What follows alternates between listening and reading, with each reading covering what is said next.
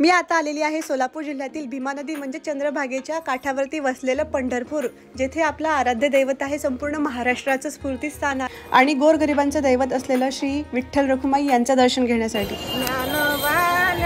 या व्हिडिओमध्ये पुण्यावरून तुम्ही पंढरपूर कसे जाऊ शकता, तिथं निवासस्थान, खाण्यापिण्याची सोय, सर्व इन्फॉर्मेशन मी या व्हिडिओच्या माध्यमातून तुम्हाला देण्याचा ट्राय करेल. तर व्हिडिओ नक्की शेवटपर्यंत बघा.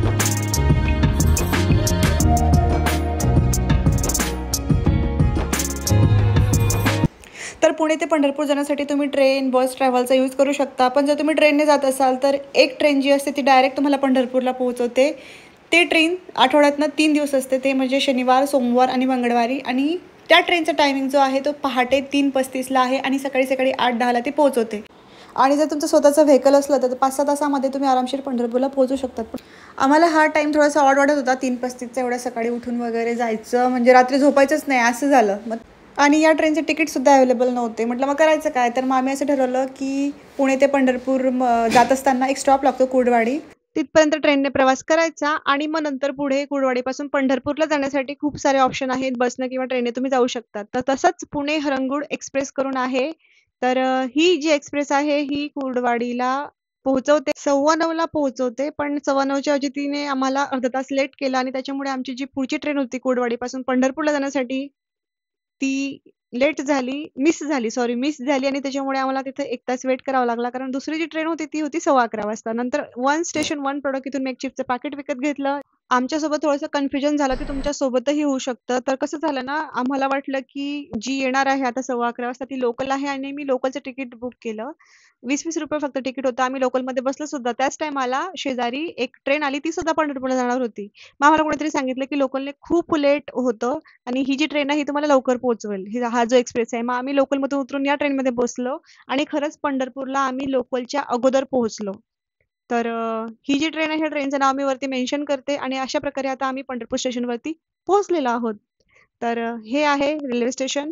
हे कुठलं मंदिर नाहीये, हे रेल्वे स्टेशन आहे आणि याला काहीतरी 7-8 दिवसा अगोदरच कलरिंग वगैरे केलेली आहे. खूप सुंदर दिसते. त्यानंतर आम्ही ₹20 रिक्षेने रूमवरती पोहोचलो. आम्ही तिथं जाऊन रूम बुक केली. ऑनलाईन रूम बुक नव्हती केलेली. तर एक्झॅक्ट मंदिराच्या समोर आम्ही रूम बुक केलेली आहे. विंडोचा पडदा सारताच बघा काय भव्य दृश्य आहे.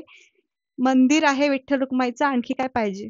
तर हा आहे माझा ट्रेडिशनल लूक. कमेंट बॉक्समध्ये सांगा कसा वाटला. त्यानंतर आम्ही बाहेर पडलो, थोडासा आराम वगैरे करून बाहेर पडलो आणि नंतर खूप भूक लागली होती म्हणून श्री जगद्गुरू संत तुकाराम महाराज भवन म्हणून आहे, एक्झॅक्ट मंदिराच्या थोडंसं मागे आहे. तर इथं तुम्हाला विनामूल्य भोजन मिळते. तर आम्ही ज्या दिवशी गेलो होतो त्या दिवशी पोळी, मसाली भात, शेंगाची कोरडी, भरगच्च भाजी, त्यानंतर फोडणीचं वरण अशा प्रकारे होतं आणि खूप टेस्टी होतं.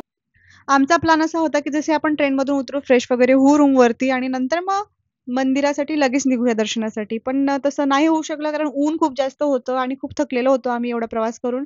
त्यामुळे आम्ही थोडंसं संध्याकाळी जायचं ठरवलं आणि त्यात आम्हाला कोणीतरी बोललं की तुम्हाला कमीत कमी मंदिरामध्ये 3.5 तास लागतील दर्शनासाठी. तर आम्ही रात्री उशिरा जायचं ठरवलं मंदिरात दर्शनासाठी. तर आता बघा हा आजूबाजूचा परिसर बघू शकता तुम्ही, सगळं फुलांनी बहरलेलं आहे आणि ते तुळशीचे तुम्हाला मंजिरी जास्त प्रमाणात बघायला मिळतील कारण ते देवाला खूप जास्त आवडते. त्यानंतर थोडंसं 8:30 वगैरे वाजले असतील तर आम्ही गेलो श्री छत्रपती शिवाजी महाराज चौकामध्ये. इथं खाऊ गल्ली आहे आणि इथे खूप सर्व पदार्थ तुम्हाला मिळतील खायला. मोठे-मोठे रेस्टॉरंट सुद्धा आहे आणि नाथब्रह्म इडली सुद्धा आहे आणि ₹70-80 स्वस्त दरामध्ये तुम्हाला इथं सर्व पदार्थ मिळतील. तर आता 9:15 9:30 झालं आणि आता आम्ही निघालोय विठ्ठल दर्शनासाठी. तर हे जे मंदिर आहे इथं अजिबात मोबाईल अलाउड नाहीये. तर तुम्ही लॉकरमध्ये मोबाईल ठेवा किंवा रूमवरती मोबाईल ठेवू शकतात. 9:30ला एंट्री केली आणि 11:15 वाजता आम्ही बाहेर पडलो दर्शन वगैरे घेऊन. आणि बघा तुम्ही दर्शनासाठी म्हणजे तुम्हाला एकदम लवकर दर्शन घ्यायचं असेल तर तुम्ही ऑनलाईन पास सुद्धा काढू शकता. तर त्याची अट अशी आहे की ते 1-2 दिवसापूर्वी तुम्हाला ऑनलाईन रजिस्ट्रेशन करावं लागतं. त्यांची एक वेबसाईट आहे. पण आमच्याने ती वेबसाईट ओपन होत नव्हती त्यामुळे आम्हाला ते रजिस्ट्रेशन करता नाही आलं. पण तरी मी तुम्हाला त्याची वेबसाईट किंवा लिंक कमेंट बॉक्समध्ये किंवा डिस्क्रिप्शन बॉक्समध्ये सांगते. तुम्ही मला नक्की विचारा, मी तुम्हाला नक्की कमेंटचा रिप्लाय देईल. जेव्हा तुम्ही प्रत्येक मंदिरामध्ये जाता तेव्हा तुम्ही बघितलं असेल की प्रत्येक ठिकाणी श्रीकृष्ण राधाची मूर्ती असेल किंवा शंकर पार्वतीची मूर्ती असेल किंवा श्री राम प्रभू सीता यांची मूर्ती असेल, ही जोडीनं असते. पण हे जेव्हा तुम्ही या मंदिरामध्ये प्रवेश करता तेव्हा तुम्हाला समजेल की श्री विठ्ठलाची एकटी मूर्ती कमरेवरती हात ठेवून उभी आहे, त्यांच्यासोबत रुक्मिणी माता नाहीये. तर या एकाच मंदिरामध्ये वेगवेगळ्या ठिकाणी श्री विठ्ठल आणि श्री रुक्मिणी यांचे स्थान आहे. तर दोघंही वेगवेगळ्या ठिकाणी कमरेवरती हात ठेवून उभे आहेत. तर याच्या मागची कथा काय आहे ही अवघ्या महाराष्ट्राला माहिती आहे. ज्यांना माहिती नसेल त्यांना मी नक्की एखादा एपिसोड बनवेल, त्याच्यामध्ये तुम्हाला नक्की सांगेल याच्या मागची कथा. आमचं दर्शन घेऊन झाल्यानंतर सुद्धा 12 वाजेपर्यंत काही काही शॉप ओपन होती. त्यानंतर आम्ही 12-12:30ला घरी गेलो रूमवरती आणि त्यानंतर सकाळी 7-7:30ला आम्ही रेडी झालो आणि परत पंढरपूर एक्सप्लोअर करण्यासाठी निघालो. तर आजूबाजूच्या परिसरामध्ये अशा प्रकारचं काहीशे दृश्य मला बघायला मिळालं. म्हणजे एक बांगडी होती, ती विस्तवावरती तापून नंतर कट करून ती घातल्या जात होती. मी त्यांना विचारलं की असं का, म्हणजे याच्या मागचं काय रिझन आहे की ही बांगडी का वेअर केली जाते. तर त्यांनी सांगितली की हिला रुक्मिणीची बांगडी असं म्हणतात. जे पण लग्न झालेलं आहे, जे सौभाग्यवती आहे ती ही बांगडी वेअर करतात. तर या बांगडीची जी जोडी आहे ती 20 रुपयाला होती. मग मी सुद्धा वेअर केली. याला सौभाग्याचं लेणं असं बोलतात, त्याच्यामुळे त्या दृष्टीनं सगळ्या लेडीज जे आहे ते वेअर करतात. मी सुद्धा केली. ती गोष्ट वेगळी आहे की ही बांगडी फार काळ टिकत नाही आणि हिला चुडा असं सुद्धा बोललं जातं काही काही ठिकाणी. तर इथं सुंदर सुंदर विठ्ठल रुक्माईची मूर्ती आहे. मी पण एक पितळीची मूर्ती परचेस केली आहे आणि इथं पितळीची भांडी, त्यानंतर फोटोज, नेकलेस, बांगड्या, सर्व प्रकारच्या आकर्षक वस्तू इथं होत्या. विठ्ठलाचा फोटो पण खूप सुंदर आहे. तर इथं तुम्ही याल ना तर 100% बांगड्या इथून परचेस करा. 40-50 रुपयामध्ये खूप सुंदर बांगड्या इथे मिळतात. नेकलेससुद्धा 70-80-100च्या रेंजमध्ये आहेत आणि बार्गेनिंग स्किल येणं खूप महत्त्वाचं आहे. खूप हजारची वस्तू 700-650ला सुद्धा कधी कधी हे देऊन टाकतात. तर रात्री मंदिराचं दृश्य तुम्ही बघितलं. मी तुम्हाला सकाळचं दृश्य दाखवून देते मंदिराचं. अशा प्रकारचा व्ह्यू आहे आणि फोटोज पण आम्ही इथे क्लिक केले. खूप छान वातावरण होतं. त्यानंतर आम्ही नाथब्रह्म इडली खाण्यासाठी परत श्री छत्रपती शिवाजी महाराज चौकमध्ये गेलो, कारण खाण्याचं जास्त करून त्या साईडला होतं.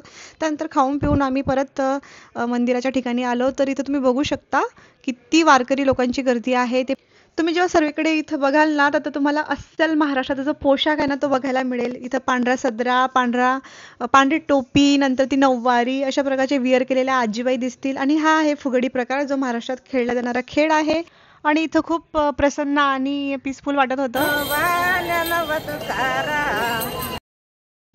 नंतर आम्ही निघालो श्री द्वारकाधीश मंदिर बघण्यासाठी.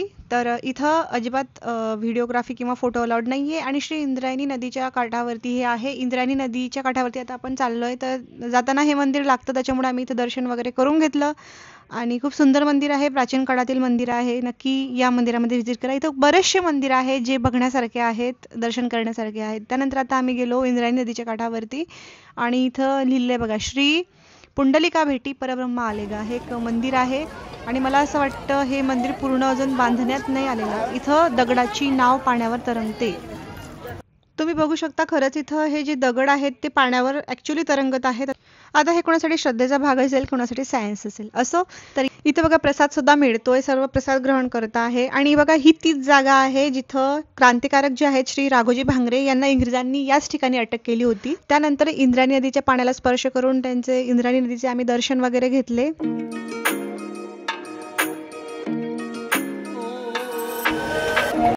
इंद्रायणी नदीच्या पलीकडे म्हणजे त्या काठावरती खूप काही बघण्यासारखं आहे. बोटीने तुम्ही प्रवास करू शकता 5-10 मिनिटांमध्ये, पण आता टाईमची खूप कमी असल्यामुळे आम्ही तिकडे नाही जाऊ शकलो. नेक्स्ट टाइम मी तुम्हाला तिकडची सफर नक्की घडवेल. रूमकडे जात असताना एक सुंदर महादेवाचं मंदिर होतं. तिथं दर्शन केल्याविना मला राहावलं नाही गेलं. दर्शन घेतलं आणि आम्ही परत निघालो परतीच्या प्रवासाला आणि आता आम्ही रूमवरून थेट गेलो पंढरपूर रेल्वे स्टेशनवरती. तिथं तिकीट बुक केलं कुर्डवाडीपर्यंत. तर दुपारी 12:30 वाजता पंढरपूरवरून कुर्डवाडीपर्यंत ट्रेन होती. आम्ही त्याने आलो. पुण्याची ट्रेन 1 तास उशिरा होती, त्याच्यामुळे आम्ही कुर्डवाडी रेल्वे स्टेशनच्या बाहेर पडलो आणि तिथे एक आम्हाला छान हॉटेल दिसलं, प्रांजल प्युअर व्हेज, आणि आता आम्ही तिथं आलेलो आहोत. फोस्ट. अच्छा, हे कितीला? 30 रुपीज. अच्छा, प्लेन लस्सी. अच्छा, अशी बॉटलमध्ये पण मिळते. Bottle 80 rupees. ग्लास ताक आहे का हे? अच्छा, मसाला ताक. हे रेस्टॉरंट आम्ही ऑनलाईन बघितलं होतं आणि याला 4 स्टार रेटिंग आहे. आणि आता इथं आम्ही घेतलेला आहे काजू करी. 190 रुपयामध्ये दोघांना पुरेल एवढी काजू करी आहे. टेस्ट मस्त आहे, प्युअर व्हेज आहे. नक्की या हॉटेलला एकदा तरी, रेस्टॉरंटला व्हिजिट करा, मस्त आहे हॉटेल. तर या प्रांजल रेस्टॉरंटची लोकेशनची लिंक मी तुम्हाला डिस्क्रिप्शन बॉक्समध्ये नक्की देईल. तर हा व्हिडिओ कसा वाटला मला कमेंट बॉक्समध्ये नक्की सांगा. हां, आणि मला आणखी एक सांगायचं आहे की जेव्हा तुम्ही पंढरपूरला जाता तेव्हा तुम्ही at a time 4 places cover करू शकता. जसं की श्री स्वामी समर्थांचं अक्कलकोट आहे, श्री तुळजापूर भवानी मातेचं मंदिर आहे, त्यानंतर गाणगापूर आहे. तर मी असे 4ही ठिकाणे ॲट अ टाईम कव्हर करू शकता, ट्रॅव्हल करू शकता. त्याचा पण व्हिडिओ मी तुम्हाला नक्की नेक्स्ट टाईम बनवेल. आता फक्त श्री विठ्ठलाचं दर्शन घेण्यासाठी मी आलेली होती. त्यानंतर आणखी एक मला सांगायचं आहे की पंढरपूरला जसं आपण रूम वगैरे घेतो त्याचे चार्जेस खूप जास्त असतात, 2000 वगैरे. तर इथं श्री संत गजानन महाराज भक्तिनिवास करून पण पंढरपूरला आहे. ते तुम्ही विनामूल्य इथं राहू शकता. तर फक्त 1 तासा अगोदर बुकिंग करावी लागते, ऑफलाईन बुकिंग करावी लागते. तर व्हिडिओ कसा वाटला मला कमेंट बॉक्समध्ये नक्की सांगा. भेटूया नेक्स्ट व्हिडिओमध्ये. तोपर्यंत टेक केअर, बाय बाय.